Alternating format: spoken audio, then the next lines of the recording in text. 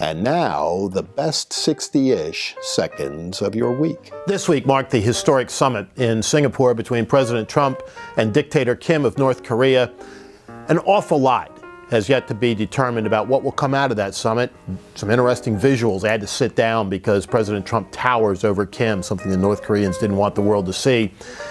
But ultimately, we're still dealing with somebody who is unreliable and untrustworthy. So while a great step forward has been taken and the world should applaud President Trump and his administration for getting Kim to the bargaining table, the old words of Ronald Reagan, trust but verify, loom very large. And verification of any nuclear deal made on the Korean Peninsula is going to be the key to making it work. And, in my judgment, moving the Chinese to be much tougher with the North Koreans and to really hammer down on the sanctions from which they've appeared to be backing off recently. China still controls the food and energy supply into North Korea and ultimately is an awful lot of the determinant about what the North Korean government will actually do, a government which has kept Westerners out. So you've got to wonder how we'll actually get to verification across the vast expanse of North Korea. But good first steps. Kudos to the Trump administration.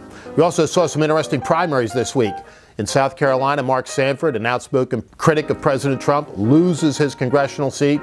We'll see how that plays out in other primaries yet to come. And in Virginia, you saw a pretty hardcore conservative taking the Senate nomination there to go up against Tim Kaine, making it a little bit more problematic for Republicans, and some argue for Republicans down ballot, some of the congressional seats in Virginia that are going to be up for grabs in November.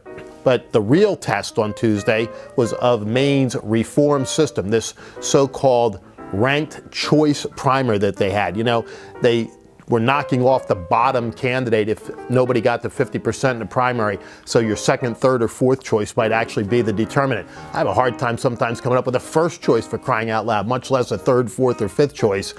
It's one of these reforms that has caused the governor there to say, I may not certify the results of the referendum held during the primary session or results going forward. We have California with this goofy jungle primary system that neither the Democrats nor the Republicans seem to like now that it's in place. And it brings to mind the fact that the law of unintended consequences comes to the front virtually with all of these reforms that aren't well thought through and that don't really address true problems. You know, it's like campaign finance reform. Every time there's a panacea put forward, think McCain-Feingold, for example, the results of the reforms, folks criticize more harshly than the problems that existed before the reforms were put in place. So just a word to the wise going forward. We're going to have to see what happens with this, consistent drumbeat about reforming the primary process. No question that it could use some tinkering with, but the stuff they've come up with thus far doesn't seem to be working too terribly well. So some good news for today. The World Cup, the largest sporting event in the world, gets underway this week, and unfortunately the U.S. isn't there, so it gives me free rein to root for my native Brazil, and the blue and yellow there, La Seleção, looking very, very good after the not-so-great performance 4 years ago. And additional good news, in 2026, the World Cup is coming to North America and a city near you, and they're expanding the field from the current 32 to 48 teams, so it'll be a much more expansive festival of soccer that's going to be held in a couple of years. Finally, at the end of the week, we get the IG report. Now, the media is giving you the top-line announcement that there doesn't appear to be any political bias in there, but in that 800 pages, read through just a few of them if you get a minute. There's an awful lot of bias being seen and clearly exhibited, bias against Donald Trump in particular, but against Republicans more generally. And there is a real serious concern, and it ought to go to either party, over infusion of politics into the justice system. It's always something that you've got to be very, very careful, very critical of, and very skittish about, because they don't mix. Finally, I've promised several times the reading list for the summer. It isn't fully here yet, but I'm drabbing it out. I'm going to be a little parsimonious with my choices this year. I'll get them to you as quickly as we can, and I promise by the next week or so we'll have them all for you. But here's one for today. Off Script by Josh King.